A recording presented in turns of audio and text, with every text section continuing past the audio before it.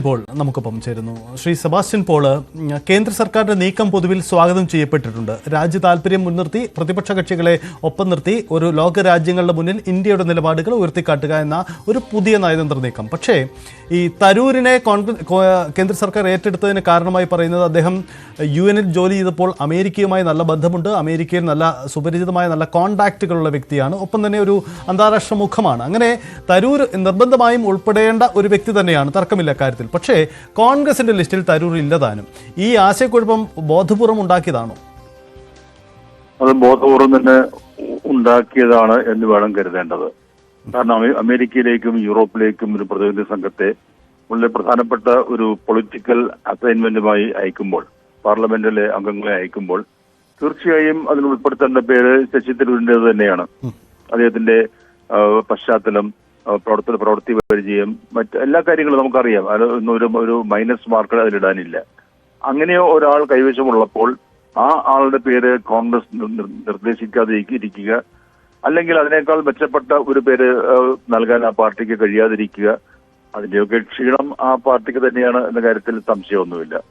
അതുകൊണ്ട് ഈ പ്രതിനിധി സംഘത്തെ വിദേശത്തേക്ക് അയക്കുന്നതിന് മുമ്പ് തന്നെ ബി ജെ പിയും അവരുടെ ഗവൺമെന്റുമാണ് ഒരു പോയിന്റ് സ്കോർ ചെയ്തിരിക്കുന്നത്.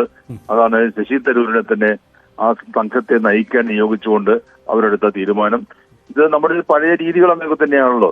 വാജ്പേയി എന്ന പ്രതിപക്ഷ നേതാവിനെയല്ലേ നമ്മുടെ ഇന്ത്യ ഗവൺമെന്റ് ഔദ്യോഗികമായി വിദേശത്തേക്ക് സമാനമായ ഒരു അവസ്ഥയിൽ അയച്ചത്.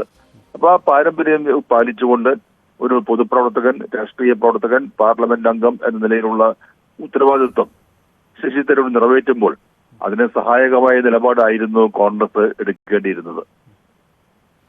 ശരിക്കും ഇതിൽ പിഴവ് പറ്റിയത് കോൺഗ്രസിന് തന്നെയാണ്. കാരണം നിർബന്ധമായും കേന്ദ്ര സർക്കാർ തരൂർ ഉൾപ്പെടുമെന്ന് പ്രതീക്ഷിച്ചു, പക്ഷേ കോൺഗ്രസ് ഉൾപ്പെടുത്തിയില്ല. അപ്പോൾ പിഴവ് പറ്റിയത് കോൺഗ്രസ് ആണ്, അല്ലെങ്കിൽ അവർ ഈ വിഷയത്തെ കൈകാര്യം ചെയ്തതിൽ പിഴവ് പറ്റി, അങ്ങനെ തന്നെ കരുതണം അല്ലേ? അതെ, പിഴവും നഷ്ടവും കോൺഗ്രസിനാണ്. ഓക്കെ, ഈ ഇത്തരമൊരു നയതന്ത്ര സാധ്യത അത് എത്ര കണ്ടാണ്? കാരണം നമുക്കറിയാം പാകിസ്ഥാനെതിരെ അല്ലെങ്കിൽ കശ്മീർ വിഷയത്തിലടക്കം ഭീകരവാദത്തിനെതിരെ ഇന്ത്യക്കൊരു നിലപാടുണ്ട്. ആ നിലപാടുകൾ UN അടക്കമുള്ള വേദികളിൽ, അന്താരാഷ്ട്ര വേദികളിൽ ഇന്ത്യ എക്കാലവും ഉയർത്തിക്കാട്ടിയിട്ടുണ്ട്. അതിൽ നിന്ന് വ്യത്യസ്തമായി ഈ ലോകരാജ്യങ്ങളിലൊരു സംഘത്തെ അയച്ച് പര്യടനം നടത്തി കാര്യങ്ങൾ അറിയിക്കുന്നതിലൂടെ ഇന്ത്യയുടെ ഈ നയതന്ത്ര നീക്കം അതിൽ ഒരു അസാധാരണത്വമുണ്ടോ? അതിൻ്റെ ഒരു വിജയസാധ്യത എത്രമാത്രം താങ്കൾ കാണുന്നു? അത് നല്ലൊരു ലൈസൺ വർക്കാണ്.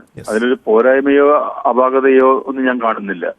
പക്ഷേ കാശ്മീരിനെ മുൻനിർത്തി അല്ലെങ്കിൽ പാകിസ്ഥാനുമായുള്ള ബന്ധങ്ങളെ അടിസ്ഥാനമാക്കി നയതന്ത്രപരമായ നീക്കങ്ങളിൽ ഇന്ത്യക്ക് ആദ്യം മുതൽ തന്നെ വീഴ്ച ഉണ്ടായിട്ടുണ്ട്.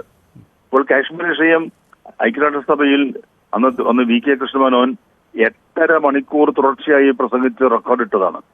ഉടനെ കസേരയിലേക്ക് കുഴഞ്ഞു ഇരിക്കുകയായിരുന്നു. അങ്ങനെ പ്രസംഗിച്ചിട്ട് പാകിസ്ഥാനോ അല്ലെങ്കിൽ ലോകത്തെ ഏതെങ്കിലും രാജ്യത്തിനോ എന്താണ് ഈ വിഷയമെന്ന് അന്നും മനസ്സിലായിട്ടില്ല, ഇന്നും പൂർണ്ണമായി മനസ്സിലാക്കിയിട്ടുണ്ട് എന്ന് കരുതാൻ നിവർത്തിയില്ല. അപ്പൊ നമുക്ക് നയതന്ത്ര പാളിച്ച അത് ഗുരുതരമായ രീതിയിൽ അന്നു മുതലേ ഉണ്ട്. 10-70 കൊല്ലമായി അത് നമ്മൾ അനുഭവിക്കുന്നതാണ്. അതിനൊക്കെ മാറ്റം വരുത്തണം. ആ രീതിയിൽ എന്തെങ്കിലും ഒരു ചലനം ഉണ്ടാക്കാൻ ഈ സംഘത്തിന് കഴിയുമെങ്കിൽ അത് നല്ലതാണ്. പാർലമെന്റ് അംഗങ്ങളുടെ പര്യടനം മാത്രമല്ല, അതല്ലാതെയും മാധ്യമപ്രവർത്തകരെ ഉപയോഗപ്പെടുത്തിക്കൊണ്ട് അങ്ങനെ പല രീതിയിലുണ്ടല്ലോ ഈ കാര്യങ്ങൾ ചെയ്യാവുന്നത്. ആ രീതിയിലുള്ള പോസിറ്റീവായ ചിന്തയ്ക്ക് ഗവൺമെന്റ് തയ്യാറാണ് എന്നതിന്റെ സൂചനയാണ് ശശി തരൂരിനെ അദ്ദേഹത്തിന്റെ പാർട്ടിയുടെ എൻഡോഴ്സ്മെന്റ് ഇല്ലാതിരുന്നിട്ടും ഈ സംഘത്തെ നയിക്കാൻ നിയോഗിച്ചതിലൂടെ ഗവൺമെന്റ് കാണിക്കുന്നത്.